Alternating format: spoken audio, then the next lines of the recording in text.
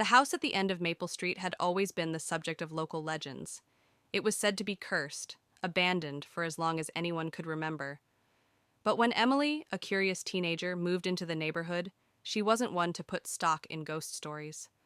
On a dare from her friends, she ventured to the house one foggy evening.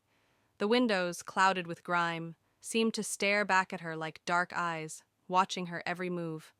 With a deep breath, she pushed open the creaky front door. It groaned, like an old man waking from a long sleep. Inside, the air was thick with dust and a musty smell. Moonlight filtered in through broken windows, casting eerie shadows across the abandoned furniture. Emily felt a strange chill, but shrugged it off. She stepped forward, each footfall echoing through the emptiness. The house had been abandoned for years, yet it felt alive.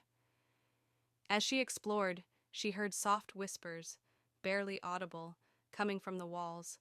She stopped in her tracks, heart pounding. They weren't her imagination. The whispers grew louder, more distinct, though she couldn't make out the words. She moved cautiously, heading towards the staircase at the far end of the hall. Her breath caught when she noticed a figure at the top of the stairs, pale, gaunt, and tall. It stood perfectly still, its back turned toward her. It didn't move, didn't even seem to breathe. Her legs trembled, yet she felt compelled to climb. With each step, the whispers intensified, and she could almost feel something reaching for her, pulling at her from the darkness. When she finally reached the top, the figure was gone, but a door at the far end of the hallway stood ajar. Torn between fear and the need for answers, Emily walked towards the door. As her hand gripped the handle, the whispers stopped abruptly, and for a moment, everything was silent. She pushed the door open, revealing a small room.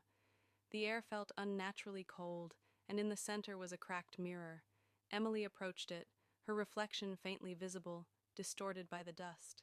Suddenly, the whispers returned, but this time they were loud, frantic. They came from behind her. "Leave, before it sees you." She spun around, but the figure was already there, standing directly behind her.